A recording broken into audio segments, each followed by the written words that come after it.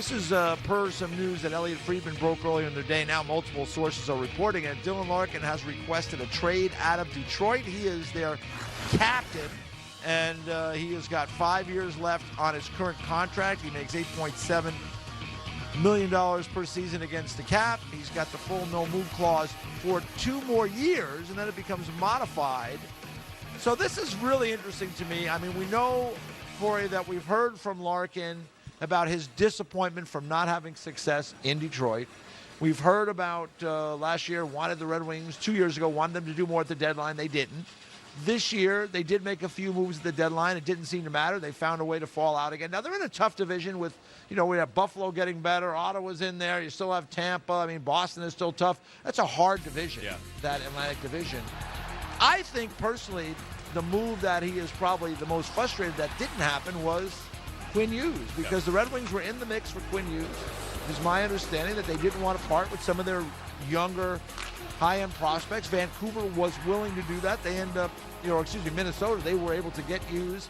I think something like that is really at heart for Dylan Larkin here. And, he's been in Detroit these years, and they haven't had any success. They haven't made the playoffs in many, many years. I think he's the only member of their current team that was a playoff player with the Red Wings in his first year. So I'm not surprised, but I do think it puts the Red Wings in kind of a tough spot because they've got to get value in return. Yeah, this is, I think, disastrous for the Red Wings. I think they've been working so hard to build the Yzer plan that, the losing they did to get back to the promised land, and now your captain and the heartbeat of your team, the guy who sets the tone, wants out. Yeah. And that's a devastating blow to a young and upcoming team like the Red Wings, or mostly young, there's some veteran players, but it kind of sets you back a little bit. And I don't know if you can get equal value for him just because of the intangibles and the other things he brings to the Red Wings. So I think teams should be jumping at him as a number 2 center on a really good team. That's what I think. We were talking about it off camera. Like, a lot of people think of Dylan Larkin, they think of him as, he's a top He can be center. one, yeah. He can be if the team is like the Detroit. They're not quite as good or some other.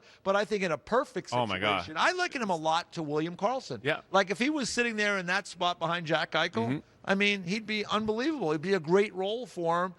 He can be a 1, but I think he's best suited as a 2. I just think it's a hard trade for the Red Wings to make. And at the end of the day, he is under contract. They do not have to trade him. Now, it could get nasty, it could get sticky, but they do not have to trade him if they don't find a deal that works for them. And because he has that no-move protection, he can kind of dictate, okay, I don't want to go here, I want to go here, make that happen. So I think this is going to be very interesting to follow over the next several weeks, months, maybe well into the year. Yeah, 100%, and it's not a knock on Dylan Larkin at all. Like you said, he'd be a tremendous fit. But I think again, this is what happens. He's kind of was leaving verbal breadcrumbs of his unhappiness and sort of leaving that trail. And this is what for Steve Yzerman, you don't make the playoffs.